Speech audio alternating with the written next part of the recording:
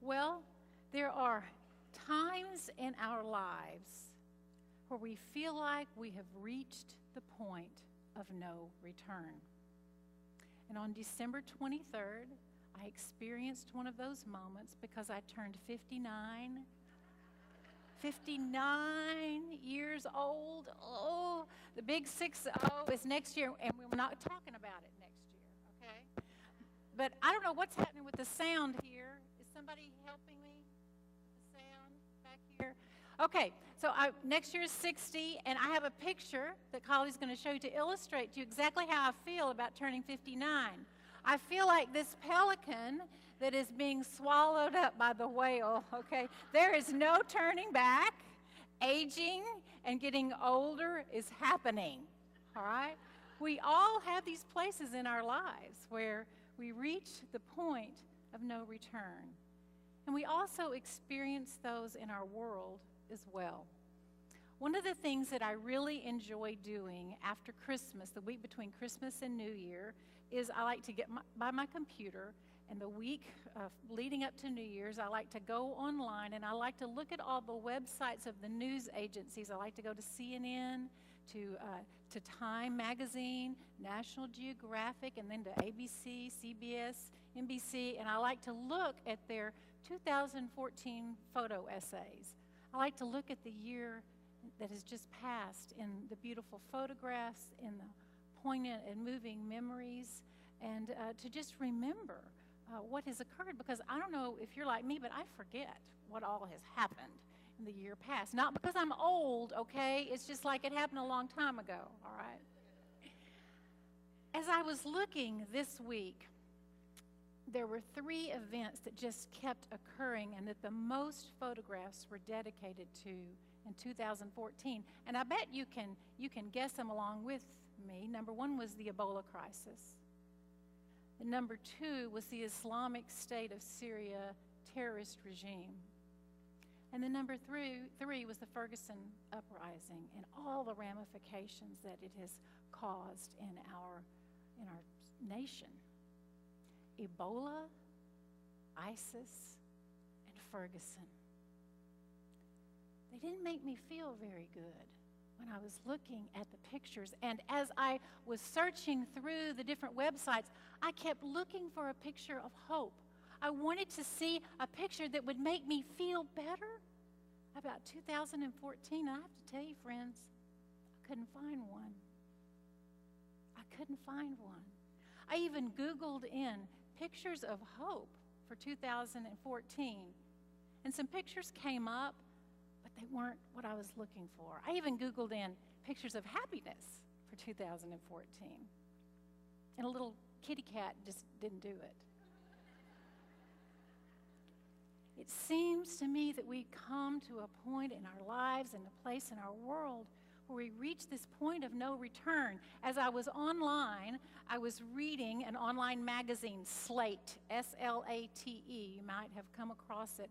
And they had an article reflecting on 2014. Here's the first sentence in a long article about 2014. 2014 was a great year to be a pessimist. Wow.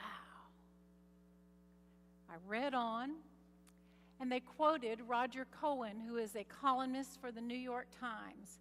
And Cohen lamented that he and his friends, as they gather together even for social events around a dinner table, that the conversation always comes around to the uneasiness that they feel about the state of the world. He and his friends feel like we've reached a point of no return. And then Cohen said this, and I found it very, very interesting. Cohen wrote, "The world is looking for someone to dispel the darkness, for someone to embody hope." And as I reflected on Cohen's words and reflected on the pictures that I was looking at and was reading together the text that Emily read for us a moment ago, I remembered that at the time of Jesus' birth, the world was no different than the world is today. You see, the people of Israel had reached a point of no return. They had been occupied by different rulers and countries for 500 plus years. And there were prophets, there were people who were promising that a Messiah king would come who would fight to the death and rid Israel of all of the foreign occupation so that the Davidic throne could be restored. King David's throne to be restored and the rightful king of Israel could rule. But that had not happened yet at the birth of Jesus. And the people of Israel, the Jewish people, they were like prisoners in their own country. Rome occupied Israel. And so to keep the occupants of Israel happy, to keep the Romans happy, as people do in times of discontent, there were Jewish people who kind of sold themselves to the Romans. And Herod was one of those people. Herod was a king.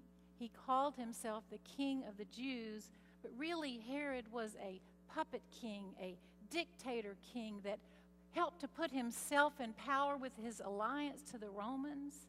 He wasn't a king that had inherited position and was revered by the Jews. And so his reign brought terror because he used his power and control to keep the Jews at hand and down so that they would not bother the Romans. And it was into this kind of culture, this kind of atmosphere, where really the Israelites had reached the point of no return, that Jesus is born. And as we read in our gospel story today, we hear about wise men who do come from ancient Persia or present-day Turkey, and they follow this star because they have read the stars and understand that a new king of the Jews has been born. And they've made this trek all the way to Jerusalem, because Jerusalem was the ancient capital of Israel, which would be a natural place for the king of the Jews to be born. And they make their way all the way to Jerusalem, all the way up to the palace door, and I can see them knocking on the palace door, making their entrance in, and being seen by Herod, and they asked him, "Where is the newborn king?" And it tells us in verse 3 that when this inquiry is made about the newborn king of the Jews, that Herod was frightened, and all of Jerusalem with him. For you see, if there was a new king of the Jews, that means that Herod would be out. And all those in Jerusalem who had kind of co-opted their lives and kind of benefited from living under the rule of the Romans, their lives would have been changed. And for all those religious authorities who had kind of put their understanding of God in a box, their lives would have been changed. And for a newborn king to come would have been a very threatening thing. Now, Herod is a good Jew, and he has heard of a Messiah being prophesied in the scriptures. And so he calls his chief priests and his elders together, and he said, "Get the scrolls out, get the Torah, and I want you to find out where this newborn king is, because he's not here." And so they roll the scroll of Micah out. They find the book of 2 Samuel, and they find that the infant Messiah is to be born, not in Jerusalem, but in Bethlehem, and that he is to be the shepherd of all of Israel. And when the chief priests and scribes go and report that to Herod, his fear and his terror just rises. Herod is at a point of no return. And he calls the wise men together, and he tells them, "What I want you to do is I want you to go to Bethlehem. You go pay your respects to the newborn king of the Jews, and then you come back and you tell me where he is so I can go and pay my respects to him as well." Now, we want to stop there for just a minute, because if you continue to read in Matthew chapter 2, after the visit of the wise men, Herod has no intention of paying his respects to the newborn king. What Herod wants to do is kill him. You see, when people get to the point of no return, many times the result is violence. The result is death. And so the wise men went on their way, and the star led them from Jerusalem all the way to Bethlehem. And the star stopped over the house where Jesus was, And the wise men were overwhelmed with joy. And on entering the house, they saw the child with Mary, his mother, and they knelt down and paid him homage. Then, opening their treasure chests, they offered him gifts of gold, frankincense, and myrrh, which were gifts for a king. And having been warned in a dream not to return to Herod, they left for their own country by another road. When those wise men entered into the house where Mary was, I can envision her sitting down and holding the infant Jesus in her arms. And I can see them entering in, and the room is hushed, and they bowed down, and they were paying their respects to the newborn King of the Jews. But as they bowed down, the Holy Spirit connected with their spirit, and they realized that this child was not only the newborn King of the Jews, the Messiah, but that he was the holy God of Israel, that he was the holy God of creation, that he was the holy God who had created them. And when those wise men got up and went on their way, they were changed men.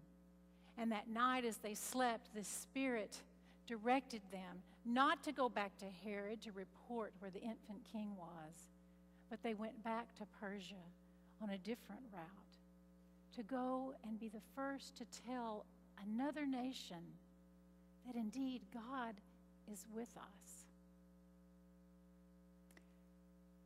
It is so hard, so difficult to comprehend how God can be above us and how God can be with us, isn't it? It's so hard to comprehend how God can be transcendent and yet how God can be very immanent with us in his presence. And it's even harder to comprehend how God would choose to be born to us, to come to us as a human infant who would be held in his mother's arms and loved by a mother and father, would be a toddler and grow up and be a boy and a teenager who learned his father's trade. It's hard to comprehend why God would choose to do that. And that this boy would grow to be a man who came to understand himself as filled with God's Spirit, and that he himself was the fulfillment of all the prophecy that Israel had been hoping for 500 years. The first time Jesus preached, he spoke in his hometown, and he spoke the words of the prophet Isaiah. He said, "The Spirit of the Lord is upon me, to bring good news to the poor, to preach recovery, a sight to the blind, to set the oppressed free." And my friends, his mission and his purpose sent Herod and the Romans and the religious officials who had God all in a box to a point of no return. And he was finally betrayed, and he was tried, and he was crucified.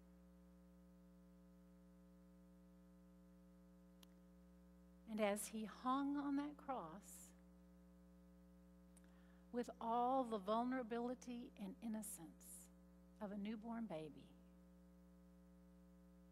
when Jesus was at the point of no return, he surrendered his life to God, and he died. And he showed us a new kind of power, a new kind of power that is born out of surrendering to love. His body was taken down and was placed in a tomb, and his body laid there for 3 days. And then his very human body could no longer contain the divine Son of God, and he was resurrected. And once again, God is with us in Jesus Christ. It's so very difficult to understand God above us and God being with us. That concept of God being above us and with us, of God being both God and man, the theological word, the big word that you go to seminary to learn about, is called incarnation. And there's a German theologian, his name is Karl Rahner, and he writes these words about the incarnation of Jesus. And as he writes these words, and I'm going to read them to you, they are written, and I'm going to speak them to you as if Jesus is speaking these words to you himself. Jesus says to us, I am there. I am with you. I am your life. I am your time. I am the gloom of your daily routine. Why will you not bear it? I weep your tears. Pour yours out to me, my child, for ever since I wept. Joy is the standard of living. Do not be afraid to be happy. For ever since I wept, joy is a standard of living that is really more suitable than all the anxiety and grief of those who think they have no hope. I am the blind alleys of all your paths, for when you no longer know how to go any further, when you've reached the point of no return, then you have reached me, my child, and you won't even be aware of it. I am in your anxiety, for I have shared it by suffering it. And this reality, this incomprehensible reality of my almighty love, I have sheltered safely and completely in the cold stable of the world. I am here. I no longer go away from this world, even though right now you do not see me. Even though right now you do not see me. When I was looking at those pictures, my friends, I was looking for a picture of hope. But we don't need a picture of hope. We have a God who in Jesus Christ is hope. We have a God who in Jesus Christ is hope. And everywhere we turn, when we feel like we've reached the point of no return, he is there for us. Jesus continues to say to us, I am there. It is Christmas. Light the candles, for the light has far more reason to exist than all the darkness. It is Christmas. Christmas that lasts forever. In the name of the Father, and of the Son, and of the Holy Spirit. Amen.